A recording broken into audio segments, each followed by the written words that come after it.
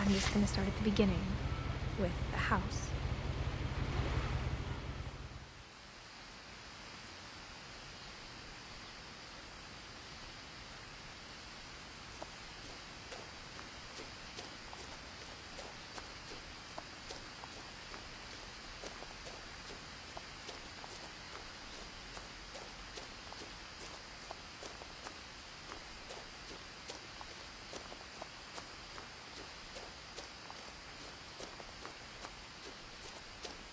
I lived here until I was 11, but I wasn't allowed inside half the rooms.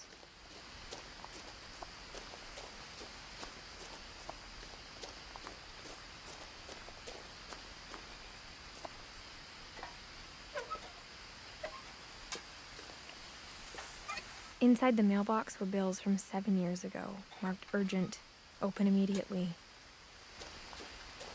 I hadn't been back since my brother Lewis's funeral.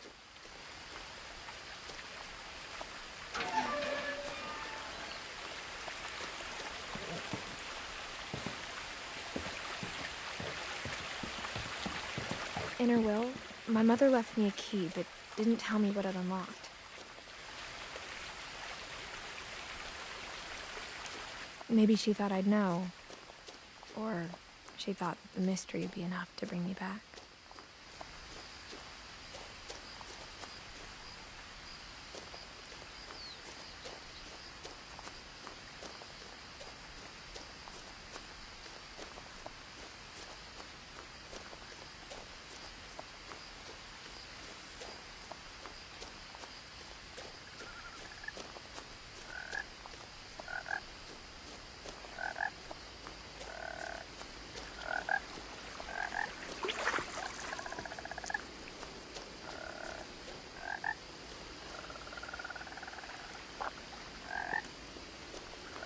The truth is, even after I inherited the house, I never thought I'd come back to it.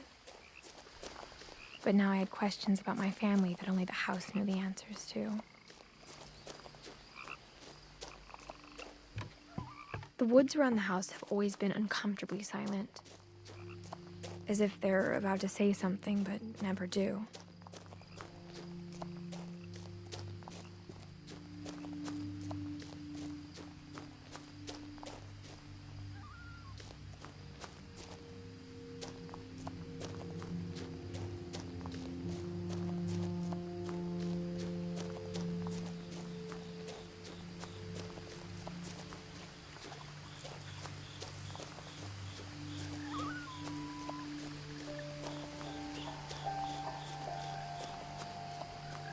The house was exactly like I remembered it, the way I'd been dreaming about it.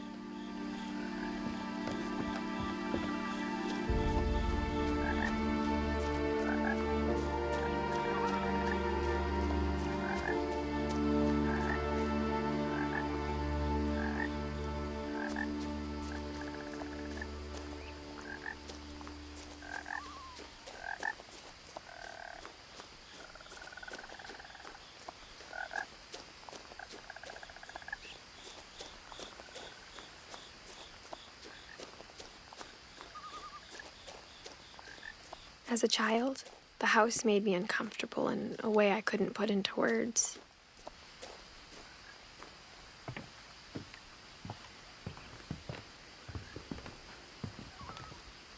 Now, as a 17-year-old, I knew exactly what those words were. I was afraid of the house.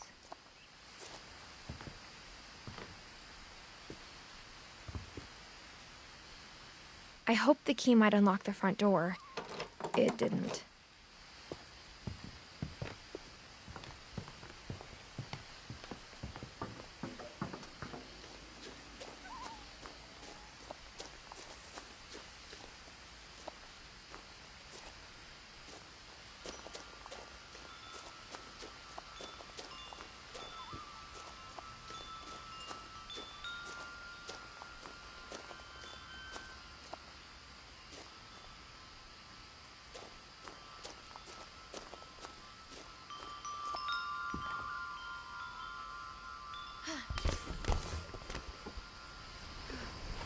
Crawling through the doggy door used to be a lot easier when I was 11.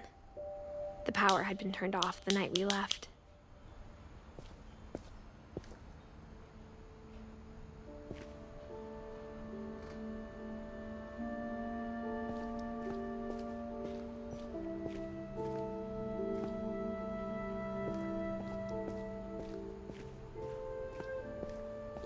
For the first time in years, I felt like I was home. But instead of a family, there were just memories of one. Like how only one restaurant would deliver to our house, so we had Chinese a lot. Or how after Louis started working at the cannery, we all got sick of eating salmon. Except our cat, Molly.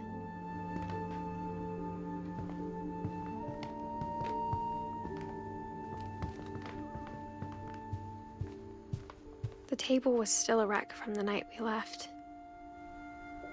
It was like a bomb had gone off, killing everyone but sparing the furniture.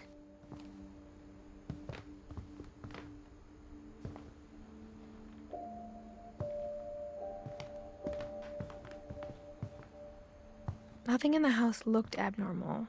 There was just too much of it, like a smile with too many teeth.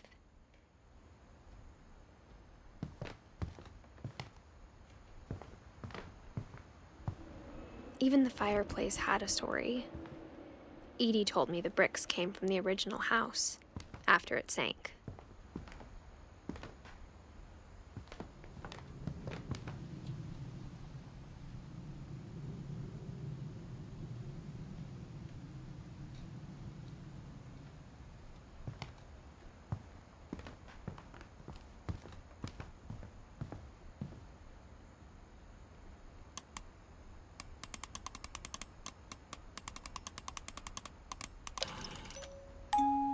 Great-Grandpa Sven built a music box for Barbara, along with the rest of the house.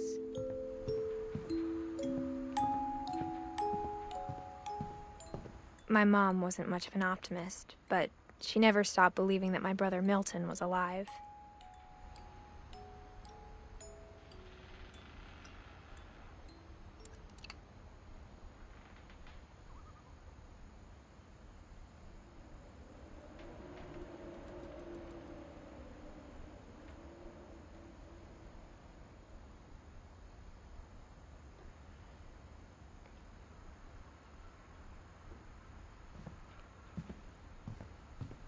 A lot of things got left behind in the whirlwind of that last night.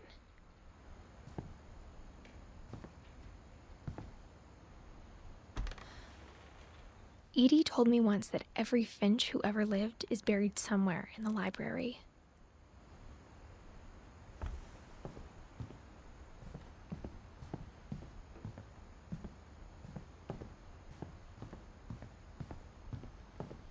Mom always told me to stay out of the basement, so I wasn't too surprised when the key didn't fit.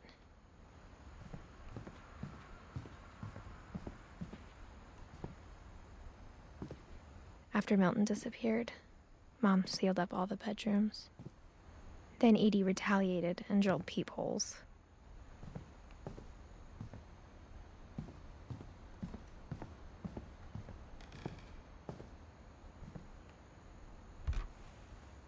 My Grandpa Sam spent 7 years sharing a room with his dead brother, Calvin.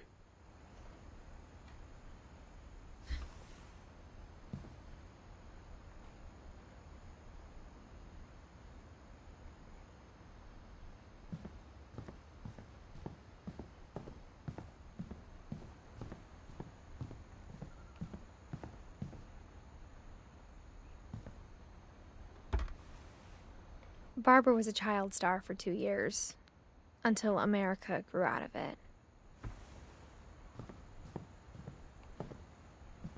Whenever people ask me about my family, the first thing they always want to know about is Barbara. Mom must have locked the third floor stairs on the night we left.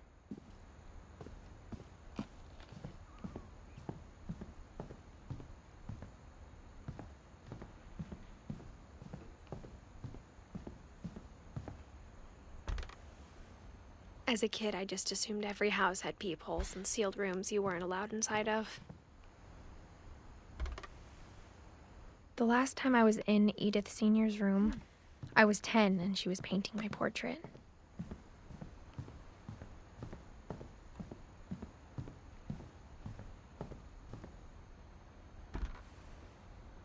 Molly always seemed like a girl I could imagine being friends with, if she hadn't died in 1947.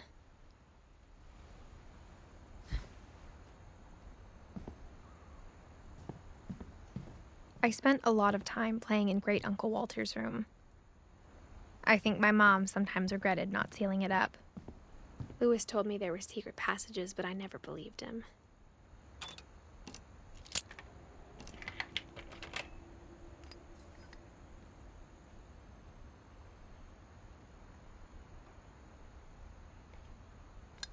Turns out, my mom was really good at keeping secrets. Now it was time to find out what my mom had been afraid of.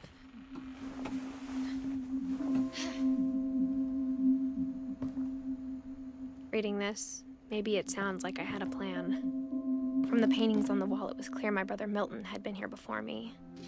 But I had no idea what was behind that door.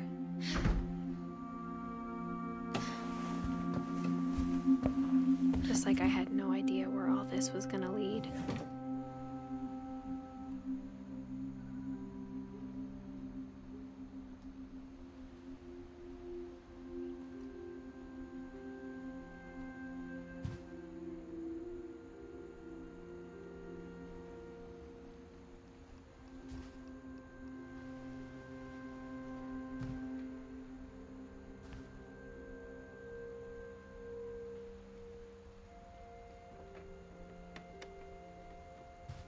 I grew up looking at Molly's room through the peephole. Molly's gerbil had a tiny bedroom with its own even tinier gerbil cage.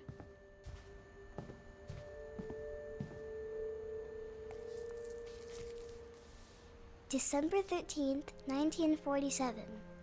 Dear Diary, I'll be gone soon, but I wanted to tell somebody about what's gonna happen. It started when Mom sent me to bed without dinner. I woke up and I was starving, so I looked around for something to eat.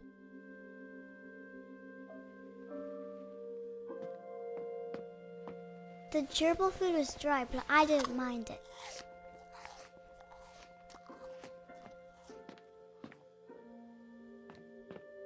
My Halloween candy was all gone.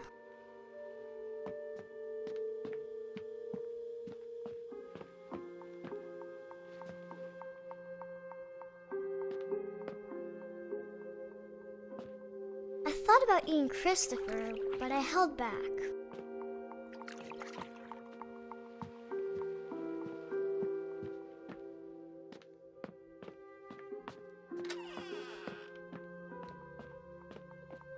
I kept eating and eating.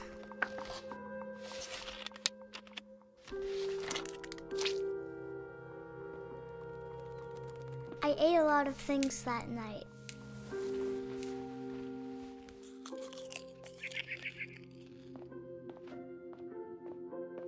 Then I heard chirping outside my window. It was a barn swallow going back to her nest. I reached out for her.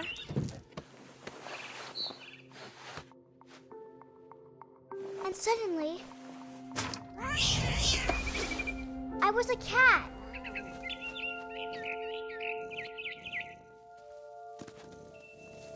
I tried to be quiet, but the bird was really scared.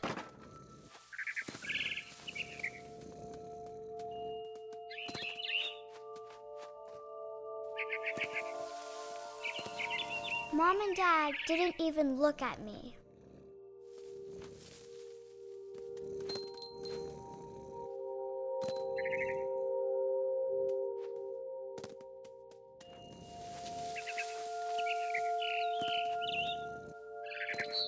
The babies were all gone.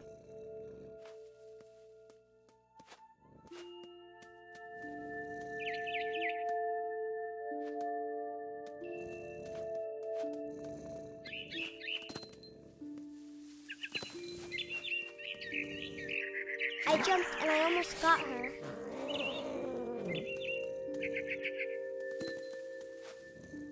I could tell she was getting really tired. Now I was up in the big tree. I promised Dad I wouldn't climb it anymore. All I cared about was eating that mama bird. I gobbled her up. And suddenly, I was an owl. First, all I heard was the wind. Then I heard little teeth nibbling in the grass.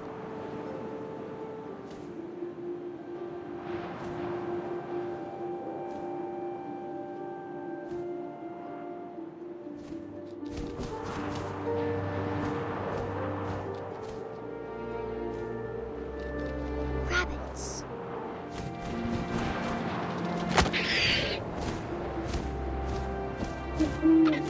I imagined his face looking up and seeing mine through my talons.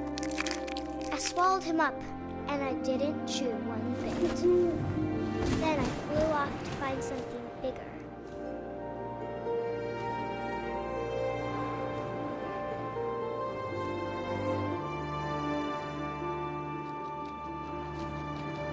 A mama rabbit.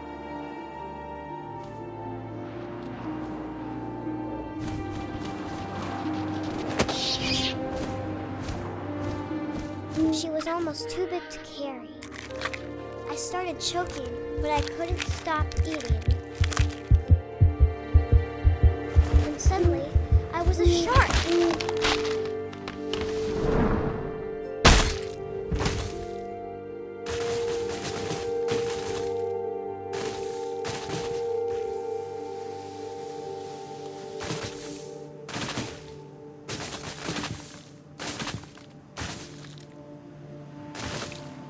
I rolled off a cliff and into the ocean.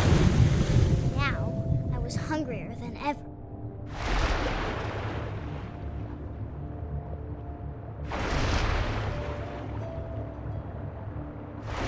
I wanted fat, juicy seeds.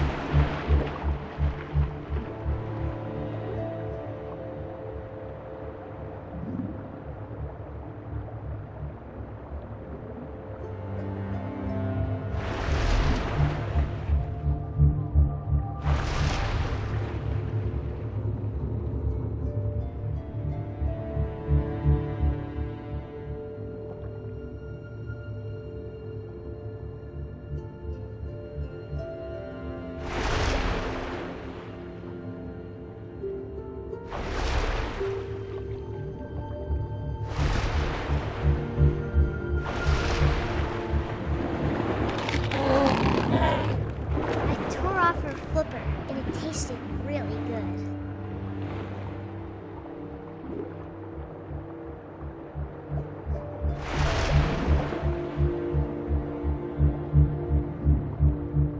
I grabbed on tight.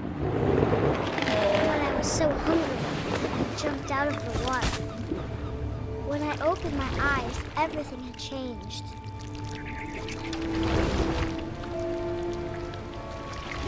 I was a monster, and I smelled people everywhere.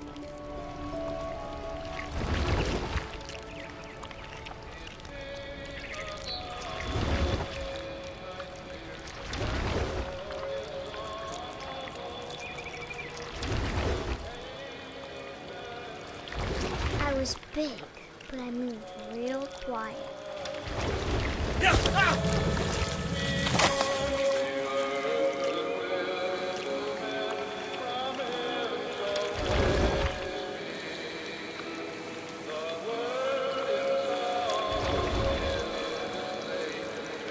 I wanted to stop, but also I didn't.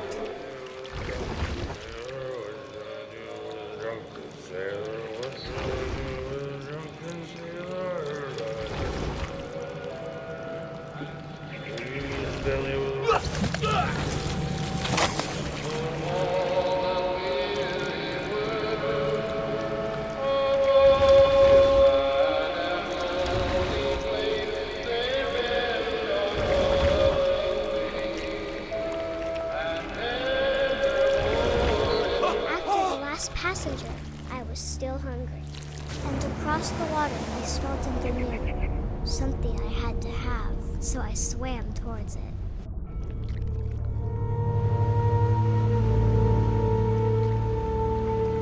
slithered onto the sand, and the good smell went into an old pipe.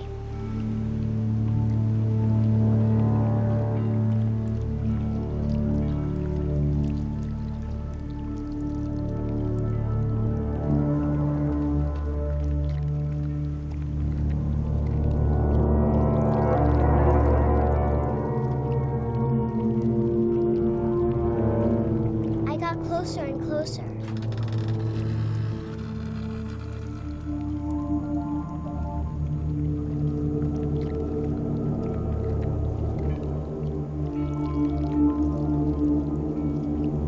All my stomach started growling. And suddenly, I was me again. I held my breath for a long time, but I couldn't hear anything. I think it's waiting for me to fall asleep. But it's not going to wait much longer. It needs to feed, and we both know I will be delicious.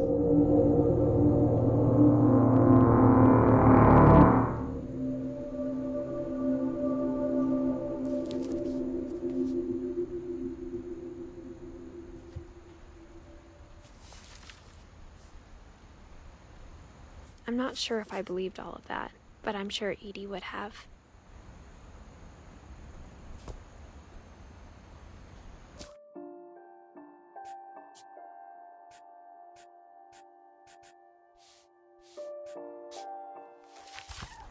I got the sense Edie had spent a lot of time here before my mom sealed the doors.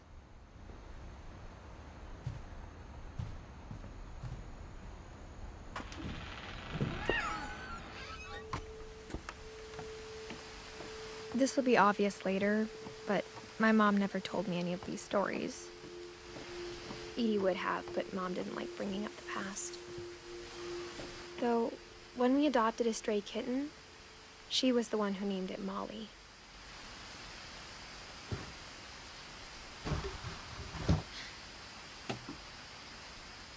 I spent a lot of time in Great-Grandma Edie's room. We got along, and it was a good place to hide from my mom. Her room was like a museum. For 500 years, the Finches have been famous throughout Odin Norway. Finch buries the latest victims of the family curse, his wife Ingeborg and their newborn son, Johann. On January 7th, 1937, he set sail with his family and his house, hoping to leave the curse behind. But 40-foot waves off the coast of Washington send the house and Odin to the bottom of the sea. Odin's daughter Edie, with husband Sven and baby Molly, step ashore on their new home, Orcas Island. Odin Finch is the first to be buried in the new family cemetery.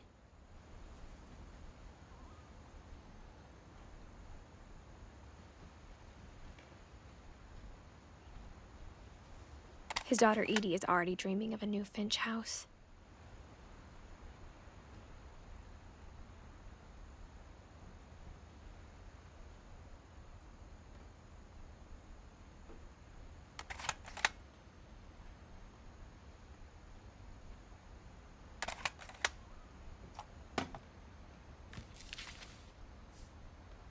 Whatever's wrong with this family, it goes back a long ways.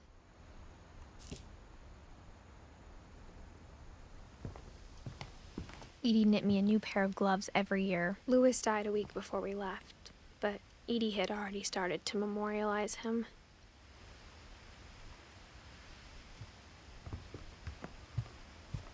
Edie gave a big interview about a mole man living under the Finch house. My mom was furious. I hadn't thought of myself as Edith Jr. for a long, long time. Even in her 90s, sometimes Edie seemed a lot younger than my mother. The only trace Grandpa Sam's first wife, Kay, left on the house was the pink bathroom. It was a pretty big trace.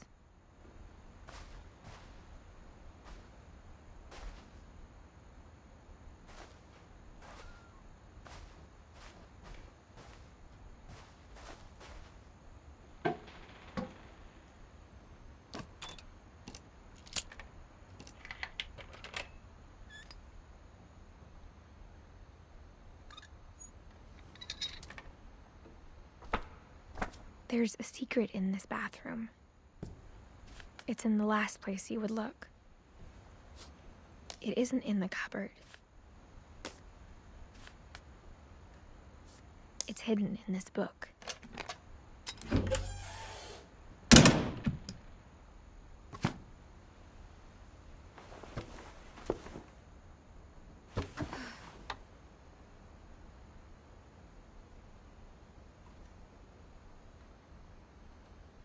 Sven gave Sam an old camera he'd refurbished.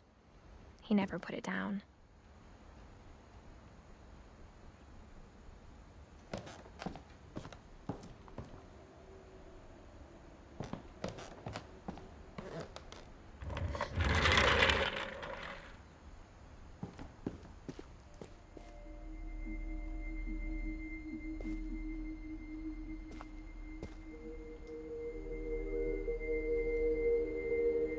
I knew Grandpa Sam had a twin, and that he never talked about him. I guess my grandpa didn't like history any more than my mom did.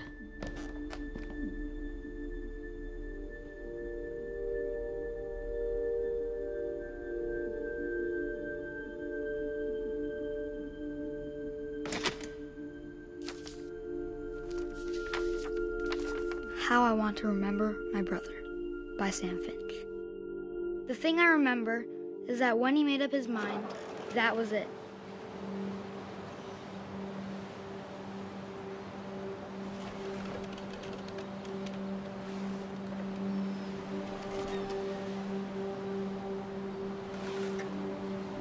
My brother said he'd die before he ate another mushroom, and he did.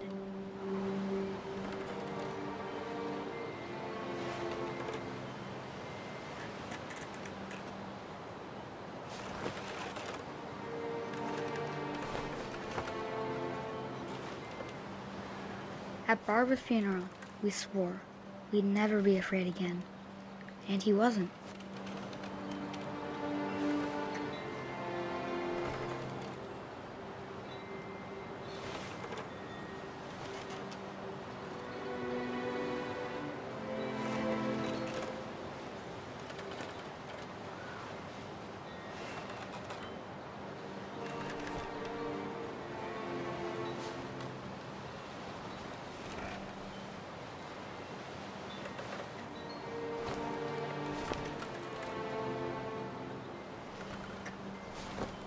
I think Calvin always wanted to fly.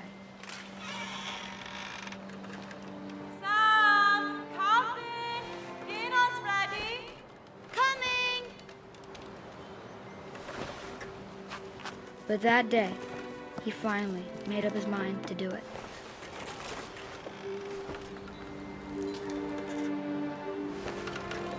I told him going around was impossible.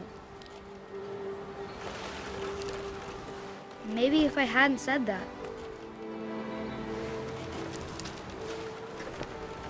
Calvin! I'm not gonna tell you again! Or maybe if the wind hadn't picked up. Then maybe he'd still be here. But I doubt it.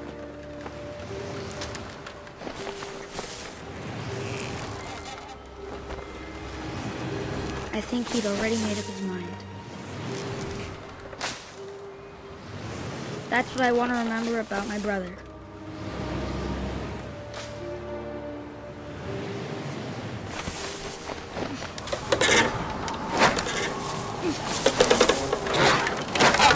The day he made up his mind to fly.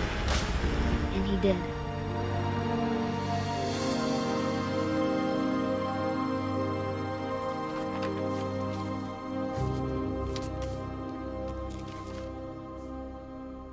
Calvin's story felt strangely familiar. When I was younger, I remember trying to do the exact same thing.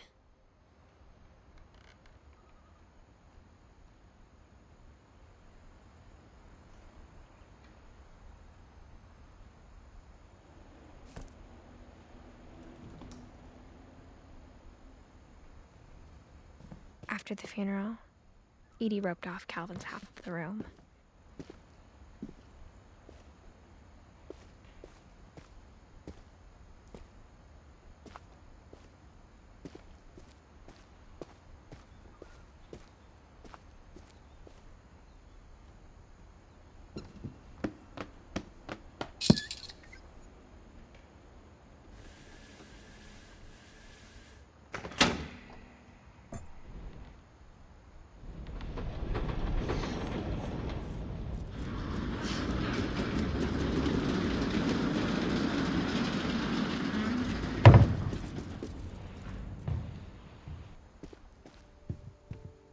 passages were a pretty tight fit. They'd obviously been built for smaller hands and bellies.